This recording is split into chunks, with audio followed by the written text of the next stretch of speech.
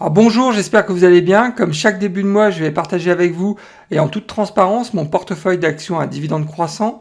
Au programme, nous verrons ensemble la valorisation de mon portefeuille, les plus-values et moins-values du mois. On parlera aussi de rentabilité et bien évidemment, je vous montrerai aussi les dividendes perçus du mois de septembre ainsi que ma projection du revenu passif. Restez avec moi, on se retrouve tout de suite après le jingle.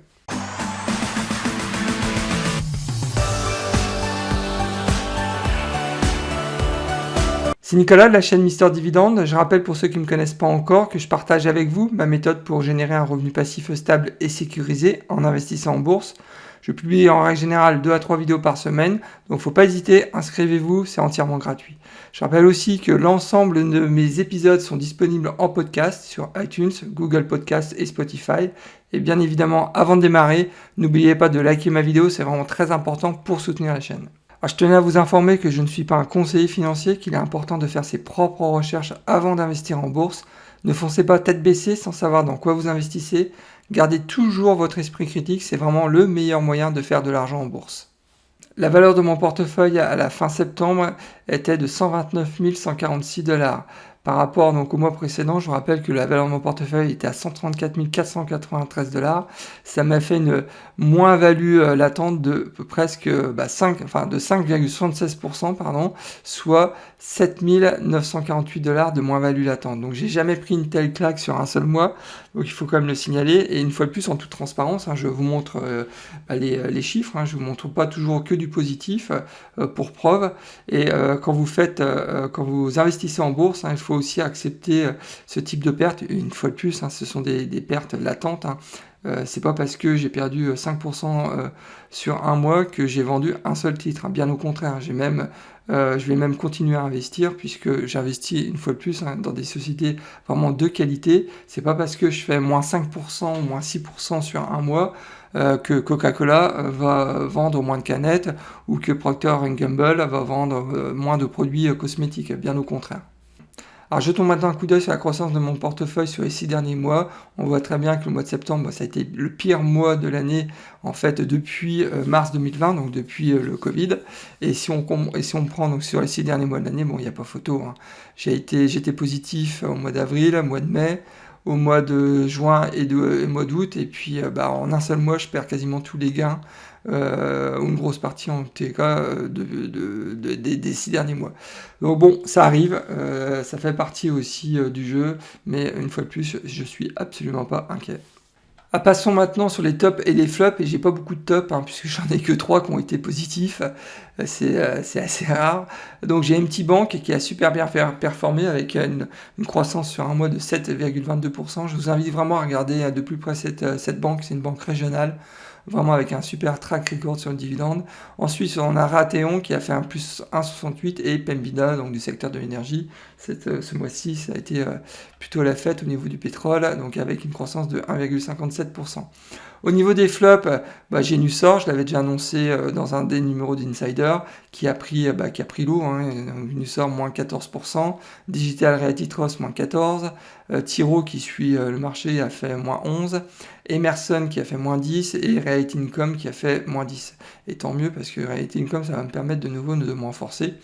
Alors, une fois de plus, ça a été catastrophique ce mois-ci, mais en aucun cas, moi, je remets ma stratégie en place, puisque si on prend un peu de recul, regardons maintenant les performances depuis le début de l'année. On s'aperçoit que Nussor, malgré un moins 14, a fait une croissance de 85% depuis le début de l'année. Digital, donc ils sont en croissance de 3,54%, donc c'est pas terrible ça par contre, mais bon ça reste de la croissance. Tiro qui a fait plus 30%, Emerson plus 17%, Realty Income plus 4%. Donc voilà, il faut aussi savoir à un moment ou à un autre prendre le recul nécessaire et aussi accepter de temps en temps ce type de correction. Alors le shopping du mois de septembre, sans surprise, de toute façon je vous annonce systématiquement tous les achats que je fais.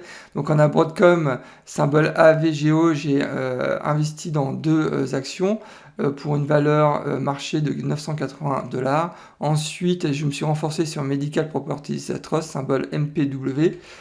pour un achat total de 731 $, c'était 35 actions. Et Reality Income, donc je continue maintenant, enfin je commence de nouveau à me renforcer ces symboles hauts avec trois actions, puisque le titre en fait c'est vrai qu'il a pris cher ce mois-ci, donc moi j'en ai profité. Ça m'a fait un montant total de 210 $. Ensuite, je me suis renforcé aussi sur Pinnacle West Capital, je crois que je l'avais annoncé, avec donc trois actions pour une valeur marché de 229 $. Ensuite, je me suis renforcé aussi sur Enterprise Product, symbole EPD, avec 10 actions pour une valeur marché de 222 $. Et enfin, je me suis renforcé avant la forte hausse sur Merck, symbole MRK, avec 3 actions pour une valeur marché de 215 $, sachant que je les ai mis en rouge puisque ça a été un achat qui a été intégralement financé par les dividendes que j'ai perçus le mois précédent. Alors le total de mes investissements sur le mois de septembre a été de 2587 $. Sur ma chaîne Mister Dividende, je vous montre comment j'ai réussi à gagner 300 $ par mois de revenus passifs grâce à mon portefeuille d'actions à dividendes croissants. Alors n'attendez pas, abonnez-vous, c'est entièrement gratuit et bien évidemment si le contenu de la vidéo vous plaît, vous pouvez aussi liker la vidéo. Alors regardons maintenant les 10 plus grosses positions de mon portefeuille. En fait, il n'y a eu aucun changement, toujours GNJ en tête avec une valeur marché de 6460 $. Ensuite Avalon Bay avec une valeur marché de 5541 $. Et Aflac, la troisième position, avec une valeur marché de 5213 $. En dernière position, enfin en 10e position plutôt, on a Apple avec donc 27 titres pour une valeur marché de 3821 $. Alors passons maintenant à mon top 10 de plus-value latente, à savoir que Nussor est toujours, malgré la correction de ce mois-ci, est toujours en tête, hein, avec une rentabilité, enfin une plus-value latente de 155%, hein, donc dividende intégré. Ensuite, on a Franklin Resources avec une plus-value de 103%. Donc vous imaginez, donc c'est quand même des belles plus-values malgré la correction, je répète, du mois de septembre. Alors, il y a eu quelques changements. Dans le top 10 est rentré MT Bank. C'est vrai qu'ils ont super bien performé au mois de septembre. Donc là maintenant je suis à une plus-value de 45%, soit 385 $ de plus-value latente. Et est sorti du classement Nvidia, sans surprise, hein, Nvidia a pris cher, mais comme tout le secteur de la tech, donc qui sont sortis de mon top 10. Passons maintenant à mon top 10 des moins-values latentes, à savoir que Pinnacle West Capital est toujours ma plus grosse moins-value avec moins 10%, dividende intégré. Ensuite, on a AT&T avec une moins-value de 7,51% et Enterprise Product Partner, je vais y arriver, symbole EPD, avec une moins-value latente de 5,82%. À savoir que sont rentrés dans mon top 10 Reality Income, Verizon et Broadcom sont sortis de ce top 10, Pembina, Merck et Intel. Alors à savoir que dans ce top 10, je vais continuer moi à investir sur Pinnacle West Capital, Enterprise Product Partner, donc symbole EPD, Medical Properties Trust en 4e position, symbole MPW, Walgreens qui est en 5e position avec une moins-value de moins 3,28%, je vais continuer aussi à investir dans cette société, Reality Income aussi, pareil, Verizon, j'aimerais bien investir, mais je suis déjà chargé comme une mule, donc pour l'instant, je ne fais rien. Et enfin, donc Colgate-Palmolive, c'est la bonne nouvelle, qui sont actuellement... j'ai une moins-value latente de moins 0,75%, donc je suis ravi puisque je vais pouvoir de nouveau me renforcer sur le titre et faire baisser mon PRU. Et Broadcom, donc bon là je viens justement d'investir, je vais très certainement de toute façon me renforcer soit ce mois-ci, soit le mois prochain. Donc voilà tout ce que je pouvais dire sur le top 10 de mes moins-values latentes. Passons maintenant à l'analyse sectorielle, à savoir qu'il n'y a pas eu de grands changements, hein, puisque je suis toujours exposé à hauteur de 20% presque sur la partie tech, la partie santé, le secteur de la santé, je suis exposé à 14,53%, et ensuite on a donc les utilities à 11%, ainsi que le consumer staple à 11%.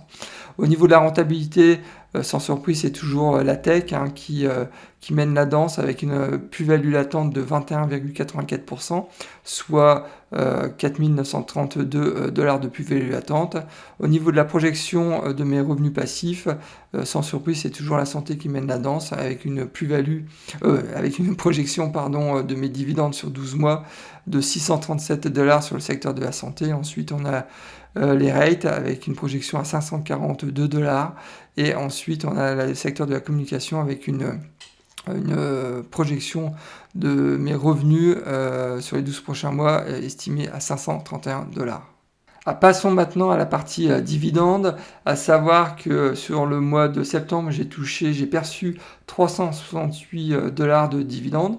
Donc je m'attendais en fait à atteindre les 400 $. Malheureusement, il m'est arrivé quelques bricoles, je vais vous expliquer pourquoi. Il faut savoir que le mois 3 de chaque trimestre, c'est vraiment mon mois fort.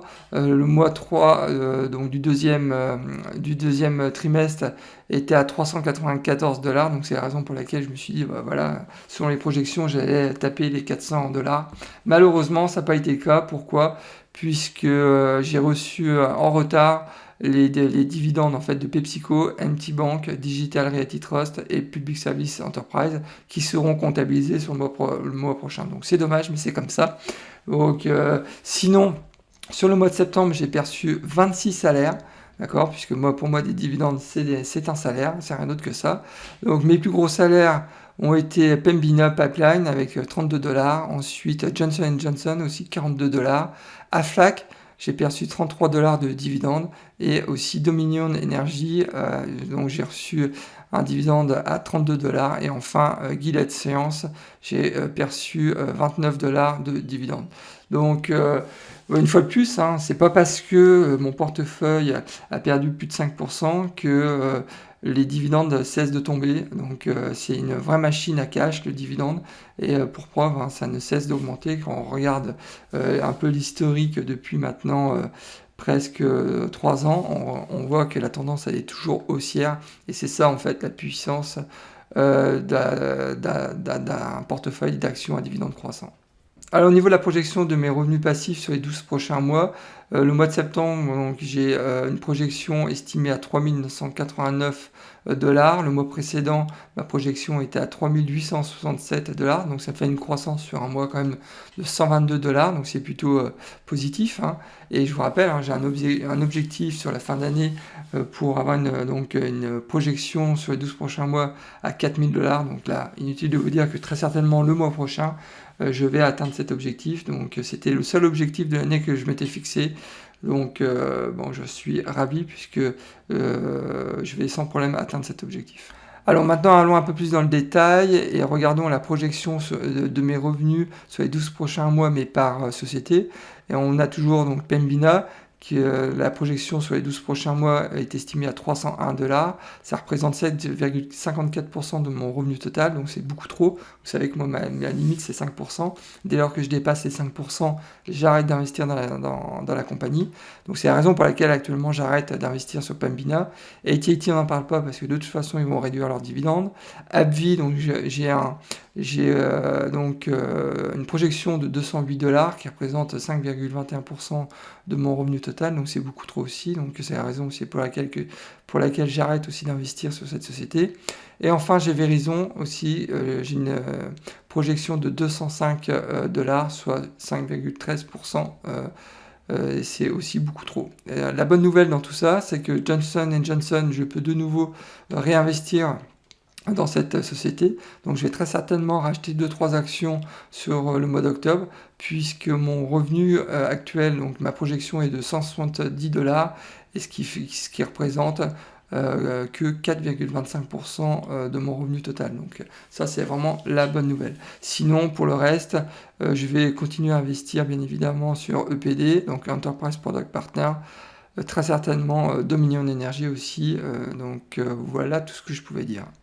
Alors jetons maintenant un coup d'œil sur la projection de mon revenu passif sur 20 ans, et c'est vraiment là le KPI, enfin l'indicateur pardon, qui est le plus important à mes yeux. puisque donc ce mois-ci, ma projection de revenus passifs sur les 20 prochaines années est estimée à 19 900 $, soit presque 20 000 $. Alors qu'est-ce que ça veut dire? Ça veut dire que si demain j'arrêtais de faire des apports sur ce portefeuille, je sais que dans 20 ans, j'aurai une projection, enfin une estimation de mon revenu passif de presque 20 000 $. C'est aussi ça, en fait, la magie de posséder des actions, enfin d'investir dans des actions à dividendes croissants. Et c'est aussi la raison pour laquelle finalement la valorisation de mon portefeuille, bah, je m'en fous, c'est vraiment secondaire. C'est vrai que ça fait mal hein, de perdre 5% de la valeur de son portefeuille sur un mois, mais l'objectif, je vous rappelle, hein, moi c'est de me constituer un revenu passif, et la priorité des priorités, c'est le rendement, c'est les dividendes. Et si on compare en fait les chiffres du 1er octobre par rapport aux chiffres du 1er septembre, j'ai une augmentation de mon revenu passif de 900 $. Donc c'est vraiment exceptionnel, et c'est là, elle est là, la vraie performance en fait, elle est là. Alors regardons maintenant les augmentations annuelles de dividendes sur mon portefeuille. Alors à savoir que j'en ai eu 5 ce mois-ci. Le premier, ça a été Public Service Enterprise qui a augmenté son dividende de 5,90%, soit une augmentation de dividende ou de salaire, on peut appeler ça aussi un salaire, c'est au final, donc de 4,08%. Ensuite, on a WP Carré qui a augmenté son dividende de 0,2%, soit une hausse de 0,32 centimes, donc c'est pas grand-chose. Realty Income qui a augmenté son dividende de 0,2%, soit une hausse de 0,21 centimes. Ensuite, on a Microsoft qui avait fait une belle augmentation de dividendes, puisque l'augmentation a été de 11% cette année, soit une augmentation sur le dividende de 4,32 $. Et enfin, on a Verizon qui a augmenté son dividende annuel de 2%, soit une augmentation de mon revenu de 4 $. En tout, j'ai déjà perçu sur 2031 39 augmentations de dividendes, donc 39 augmentations de salaire. Ça me fait donc un montant cumulé en augmentation de 79,29 $. Donc c'est plutôt une belle performance. Et mon salaire, en fait, ce mois-ci a augmenté de 12,93 $ par rapport au mois précédent. Donc là, une nouvelle fois, c'est vraiment une très belle performance. Alors, comme d'habitude et en toute transparence, je partage avec vous mes prochains investissements. Alors, je vais très certainement me renforcer sur Pinnacle West Capital, donc son symbole c'est PNW. Ensuite, je vais très certainement acheter une ou deux actions de Johnson & Johnson, symbole JNJ. Je vais aussi très certainement acheter ma troisième action de Broadcom, symbole AVGO. Ensuite, je vais rentrer deux nouvelles lignes, donc qui sont Clorox, symbole CLX, et enfin Prudential Financial, symbole PRU. Eh bien écoutez, on arrive déjà à la fin de cette vidéo, alors j'espère que le contenu vous a plu. Dans ce cas-là, il ne faut pas oublier de liker ma vidéo, c'est vraiment important pour soutenir la chaîne et aussi m'encourager à continuer ce type de contenu. Et si vous n'êtes pas encore inscrit à ma chaîne, il ne faut pas hésiter, inscrivez-vous, c'est entièrement gratuit, donc il faut vraiment en profiter. Eh bien écoutez, je vous souhaite plein de bonnes choses et je vous dis au prochain épisode et surtout bon trade. Au revoir.